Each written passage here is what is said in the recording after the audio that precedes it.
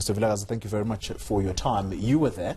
You were the program director. Firstly, how was the mood among workers? Toli, thank you very much, and the viewers. I think, to be precise, yesterday was a day of its own.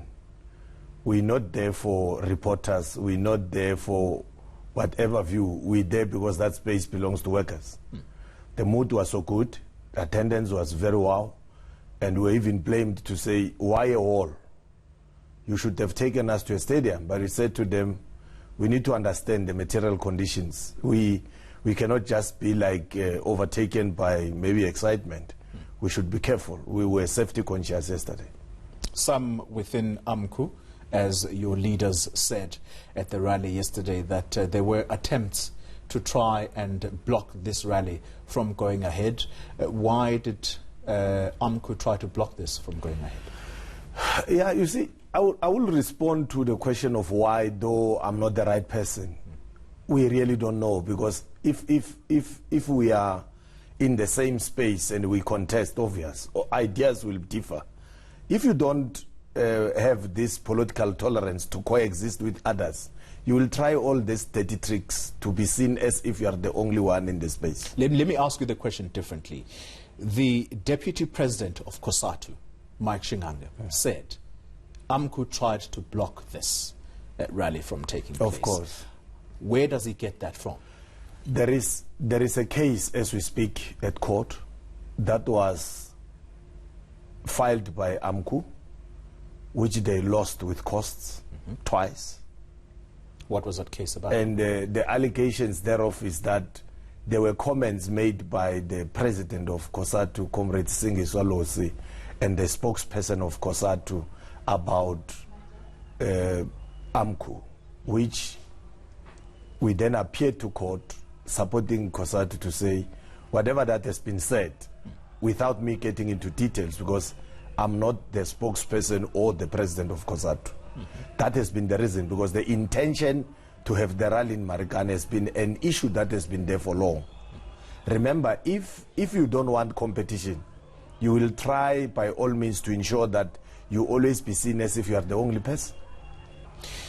Mr. Vilakazi, your president, Mr. Joseph Montisetse, was on this channel on Friday, and he told us about a woman who had witnessed the murder of one of your leaders in Marikana, and he claimed that this woman was beheaded because she had witnessed that, and perhaps the assumption would be that they were, whoever that she had seen, they were trying to shut her up. Subsequent to those claims, we went to Marikana. Mr. Montisetse himself said, actually, I'd heard this from a third party. What sparked this kind of fight between workers was in part as a result of misinformation. Are you not provoking workers of AMCU, and are you not doing the exact same thing that prompted what we saw in August of 2012? Are you not being irresponsible, in other words? Totally. Allow me to be precise here. In 2012, the only union in the Platinum Belt was National Union of Mine Workers. If is there anyone who might be accused of provoking workers to fight, you need to make it a discussion for another day. Because yeah, but it's irresponsible of your leader to claim that there was a beheading when there was no beheading. No, Toli. Let me not be irresponsible, like you say. As a responsible leader of the National Union of Mine Workers, we have names of people who are killed. And the space of who killed who, allow me not to enter in that, because I will be jeopardizing the investigation of the South African Police Service. But it is true that now the recent killing that I'm talking to with confidence is that of Lungisa Madiba, who is formerly known as Case. The one who has put an affidavit as a witness to the case of AMCU against COSATU leader and the spokesperson. It's not only him. The list is long. But again, Goli, for the public to be clear, in 2012, there were incidents that led to the 34 mine workers who were shot by police. The very same mine workers who were shot by police are members of the National Union of Mine Workers, for your own information. But there were 10 people who were killed before. And this thing of killings allow me, as a responsible leader, not to try and distort or try to play in a political color and say, we discussed these things at length with the Minister of Police, who said, may I be given a space. Okay.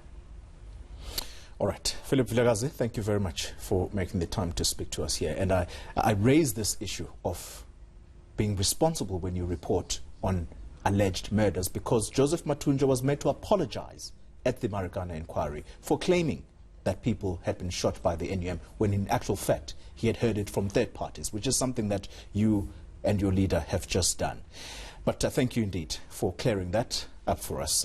Philip Vilakazi is the NUM Deputy President.